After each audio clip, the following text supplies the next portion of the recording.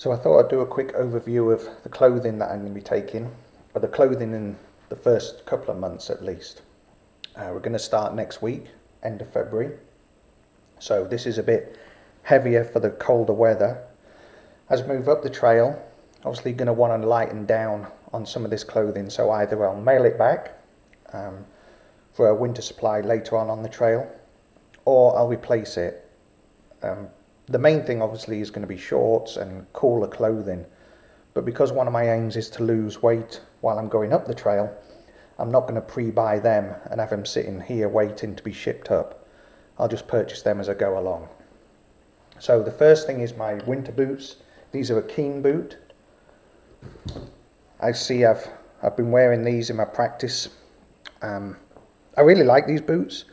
I've done quite a few miles on them, never got a hot spot, never got a blister, really comfortable. The only thing with these boots is that my feet warm up very quick, which is fine while it's around freezing point, but if it gets up above freezing, then my feet start to heat up. I do have a pair of summer boots, and they'll be sent up to me obviously as the weather starts to change. But then the boots I'm going to be starting with. Socks, I got several pairs of smart wool socks, 2 pairs of these thicker winter socks, and then some summer socks, which again will be mailed up to me when the time comes to change over from the winter socks. My underclothing, this is dry wicking Under Armour type clothing. It's not the Under Armour brand, but it's similar type clothing, just for predominantly dry wicking. My hard shell, I've got a Marmot Precept and Frog Tog trousers. The jacket I've got off eBay, brand new for $50. The trousers were like, I don't know, 20 something I think. The main reason I'm taking the waterproof trousers is that they offer some windproofing, and they're a lot easier to get on and off than long johns. So if I get up during the day, start hiking and find that the wind is too cold, I can just throw on those as a windbreak and then take them off as needed. A lot easier than trying to take long johns on and off. Got gaiters, really like gaiters. Used these for years in Europe and in the military, so I intend to use them again, particularly in the winter. Keep snow and debris and stuff out of your boots. But into the spring, they also offer some protection against ticks, etc. Just treat these with DEET, and then it prevents ticks getting up onto your body. Treat the boots as well with DEET.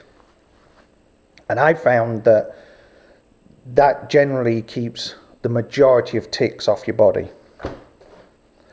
Gloves, I've got Marmot Precept again, winter gloves. These are waterproof and they have a fleecy lining, but also I have a pair of trekking gloves that can be worn inside as an extra layer for warmth, or if it's not raining, these are light enough just to wear to keep the chill off if needed. Soft shell is a Mountain Hardwear soft shell. And then inside this pouch,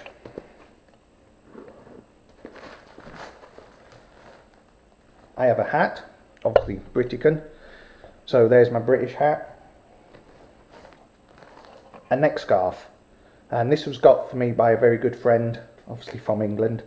But this can be worn over the head, around the neck, but also can be brought up to a balaclava and offers an extra layer of warmth during the winter months. Also in this pouch I have my 800 down puffer jacket,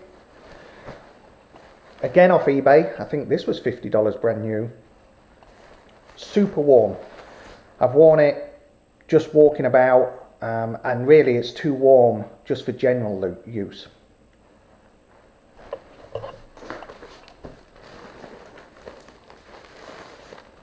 And long johns.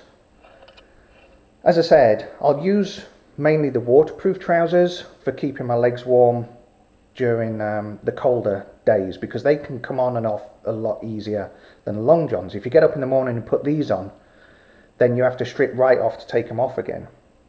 One of the main uses of these is at night, obviously in your sleeping bag, to try and keep you warm.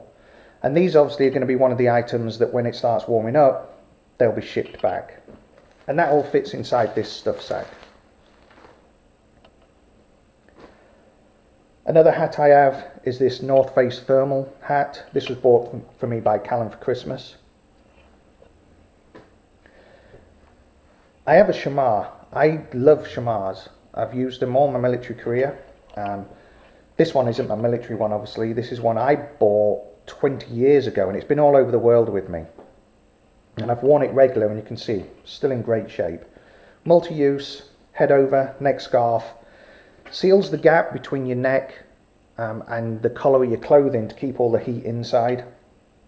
It can be used as a bandana, a sling. It is multi-use, sitting on, etc., etc.